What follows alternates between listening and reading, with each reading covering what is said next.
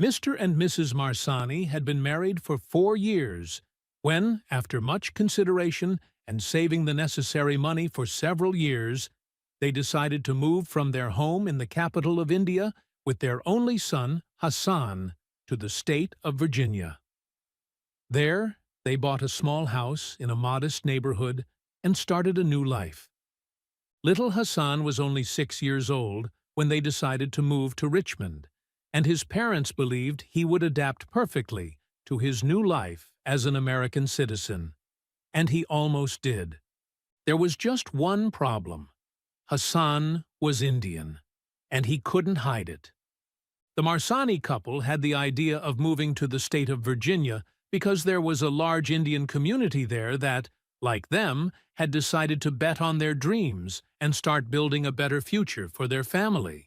On the other hand, other members of the Marsani family, cousins and uncles, had already traveled to other countries with the same objective, although they had decided to start from scratch in European cities, such as Spain or Berlin, because there they felt that their chances of success were greater and the risk of feeling rejected by European society was much lower. And they were right. The American dream is only for Americans. It's a trap. Listen to me. I am older and wiser than you.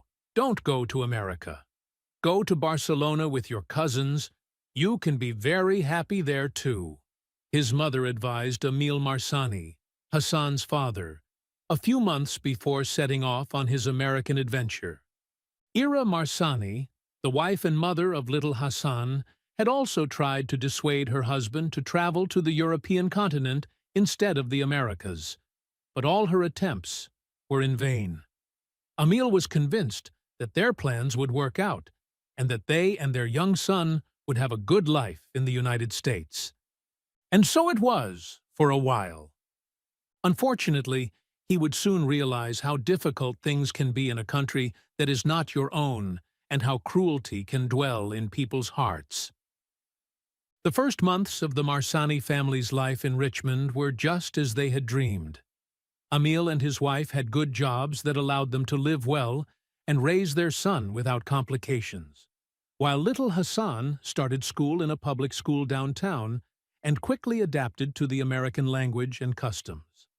Hassan was an extraordinary child, and his teachers realized this very quickly, which made the child's adaptation process easier and gave him the security that any 6-year-old child needs when he goes to school and begins to discover the world. Unfortunately, not everyone looked favorably on the arrival of an Indian child, much less one whose academic abilities stood out above those of the rest of the children. Jealousy and derogatory comments towards Hassan and his parents were not long in coming, causing the boy to feel marginalized in class and at recess, causing him great pain and sadness. Realizing their son's suffering, Emil and his wife decided to leave the city and look for a new place where their son could forget about what had happened in that school and have a normal and happy life. Ira Marsani was convinced that what had happened had to do with the school where she had enrolled her son, so they made the drastic decision to move to a bigger city with better educational options for Hassan. I am very sorry to have to say this, but if we want our son to grow up surrounded by the right people, we will have to look for the best school for him, and that means we will have to invest more money and forget about free public education. Hassan is a special boy. He has an incredible mind and a heart of gold capable of lighting up everything around him. If we want to be good parents to him, we have to bet everything on him and take a chance, said Ira to her husband a few weeks before making the decision to move back to the city and enroll their son in one of the most prestigious schools in the state of Virginia. So it was that, at the age of 7, and after going through one of the worst years of his life, Hassan Marsani and his family moved to Norfolk. There, the Marsanis bought a beautiful home in the city's best neighborhood and enrolled their son, now 7 years old, in the best school in town. Things can only get better here, honey. Have faith. Hassan will start tomorrow at the best school in the state and will be surrounded by children from good families, and his teachers are among the elite of their profession. Nothing can go wrong. We have done the right thing by moving here, Mrs. Marsani assured her husband as she saw his worried face a few days before the beginning of her son's new school year. But the Marsanis' life was about to suffer a hard blow again, and in the coming days, they and their son would have to face a terrible event that would lead them to make an important decision that would change their lives and the lives of many others. A day before the start of school, Mr. and Mrs. Marsani met with the principal and vice principal of the prestigious school where they had decided to enroll Hassan.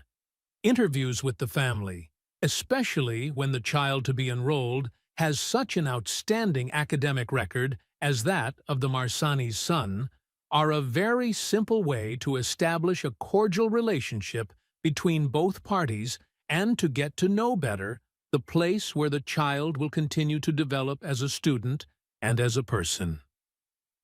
For the Marsanis, their interview was a success and the ultimate test they needed to make sure they had made the right decision in enrolling Hassan there. The director of the center, Mrs. Amelia Garrett, was very happy to have such a special child as Hassan as part of her school and was very charming with them. For his part, the deputy director of the center, Thomas Leroy, was kind, although a bit more restrained than his colleague.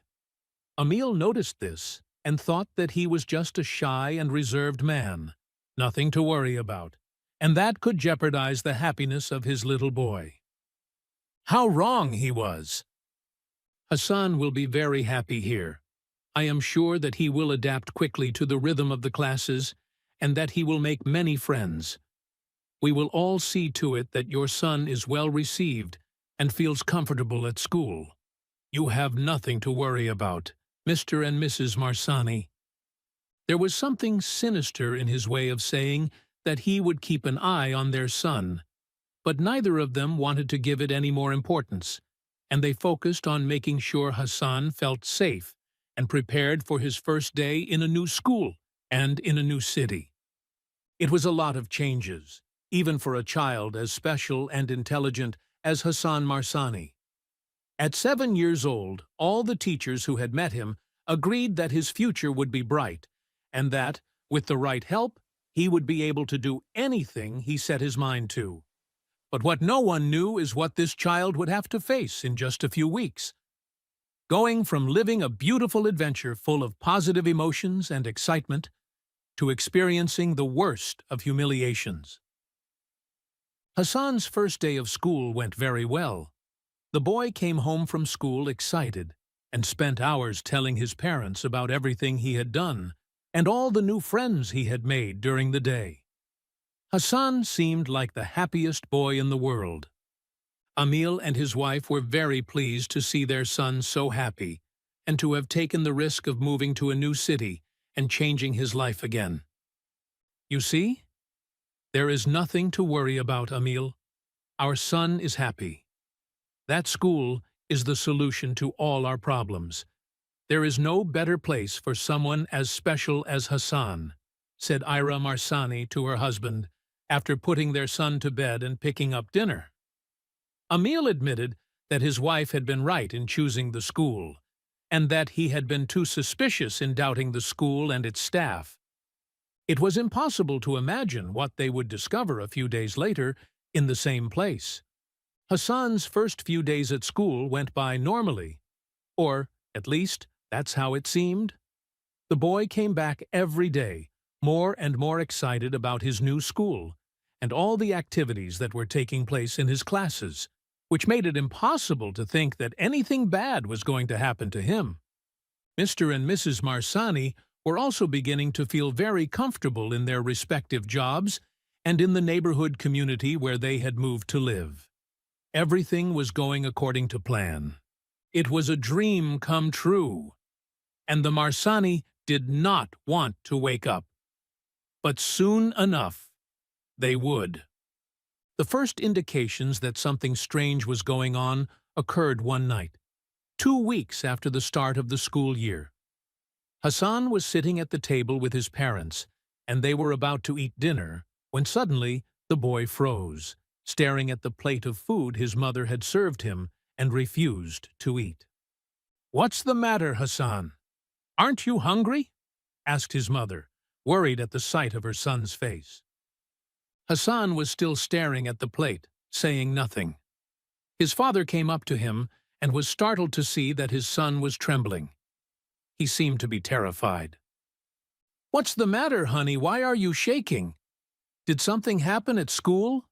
Does your stomach hurt?" asked Emil, very alarmed, approaching his son to try to make him react. But Hassan did not answer. Instead, he slapped the plate of food away, causing it to shatter as it fell to the floor, and littered it with glass.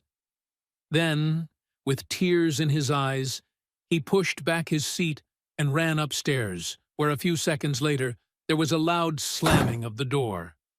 Hassan had locked himself in his room. Mr. and Mrs. Marsani were stunned by what had just happened.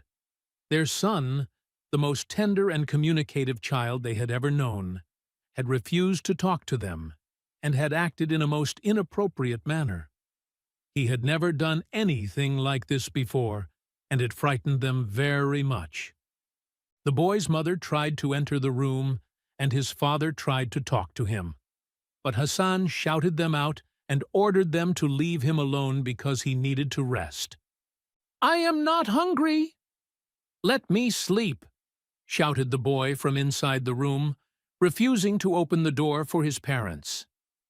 "Maybe he just needs to rest. Kids sometimes behave like that, don't worry so much. He's growing up and has been going through a lot of changes for a few months now. Let's wait a little. He will be in a better mood tomorrow," suggested Mrs. Marsani to her husband. That night, they decided not to insist any more and went to sleep restless, but with the hope that tomorrow, when they woke up, their beloved son would be again the tender and cheerful child he had always been. But that did not happen.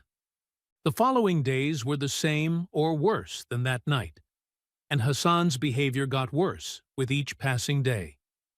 His parents were increasingly worried and did not understand what could be causing this behavior in their son, so they tried to find an answer by going to the school to meet with the school's vice principal, Mr. Leroy.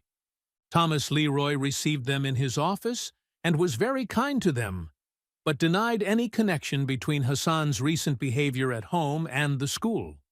According to him, Hassan was one of the best students the school had ever had and was very happy and well-adjusted among his classmates.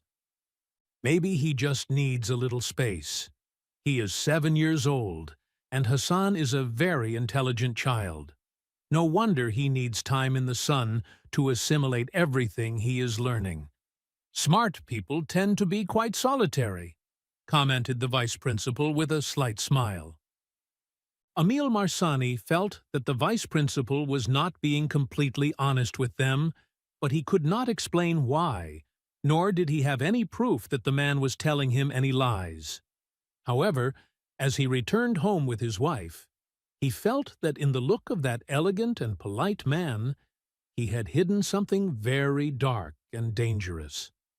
Something that could be endangering his son, and who knows how many other children. Hassan continued to behave in a totally unusual way, especially when it came to eating. He would look at his mother's plates of food with fear, and although it was obvious that he was hungry, he would force himself not to eat, and would only eat junk food and juices. With each passing day, the boy seemed to be losing weight, and he didn't seem to be sleeping well either, because he was starting to get dark circles under his eyes. Finally, seeing that the situation was not improving and that his son's well-being was beginning to be in danger, Emil Marsani decided to investigate on his own what was going on. But he was not going to tell anyone, not even his wife. Hassan's father was convinced that the problem causing his son's strange behavior was at school, and was determined to find out what it was. even if he had to break several rules to do so. The next day, Emil had breakfast with his wife and dressed in his usual suit to go to work. Then, when Hassan said goodbye to them as he got on the school bus, he got into his car and waved goodbye to his wife. But that day, Emil Marsani was not going to work. An hour earlier, while pretending to go to the bathroom, he had called into work and told them that he was feeling sick that day and would be working from home. But that wasn't true either. Emil's only goal that day was to find out what was happening to his son and the dark secret hidden behind the walls of the prestigious school where he was studying. As soon as his wife returned home, Emil headed toward the school via a back road. He didn't want his son to realize he was following him and wanted to keep an eye on the school from a strategic point that wouldn't draw too much attention. A few minutes later, he could see Hassan getting off the bus, followed by his classmates. The boy seemed to be happy and was chatting animatedly with the other children. This child was nothing like the Hassan who refused to talk to his parents every night and did not eat anything his parents offered him. Emil waited for all the children to enter the classroom before getting out of his car and taking a look inside the school. He decided to take a detour and peek over one of the side walls. From there, he could see how the children sat in class and attended to the teacher. Hassan seemed to be calm and was looking at his teacher with a serene expression, while taking notes in his book. Nothing seemed to indicate that anything or anyone was disturbing his son's peace of mind. But Emil wasn't going to let it go so easily, and decided to keep investigating. He waited around the school grounds all morning, pretending to work on his laptop from the car until it was time for lunch. Emil knew that Hassan's problem had to do with food, so whatever was going on, he would have to do it during lunchtime in the school cafeteria. Mr. Marsani knew that parents could not enter that area of the school without authorization, but he didn't care. He was going to find out the truth and help his son, no matter what. Emil entered the school through a side entrance reserved for the exclusive use of teachers and staff. Once inside, he tried to feign normalcy and walked briskly to one of the restrooms on the upper floor, where he waited for a few minutes until he heard the bell indicating that it was time for lunch. The sound of hundreds of children running and talking flooded the corridors, and Emil knew it was time to leave his hiding place. Without drawing too much attention to himself, he left the restrooms and followed a line of children into the dining hall on the other side of the building. The smell of food wafted all the way down the hall, and among the crowd of children lining up to enter the dining hall, Emil could see Hassan picking up one of the trays. Upon closer inspection, he noticed that the relaxed attitude of a few hours earlier had disappeared. Now Hassan was tense and was looking sideways with a frightened look on his face. He seemed to be looking for someone and was holding his tray of food very tightly.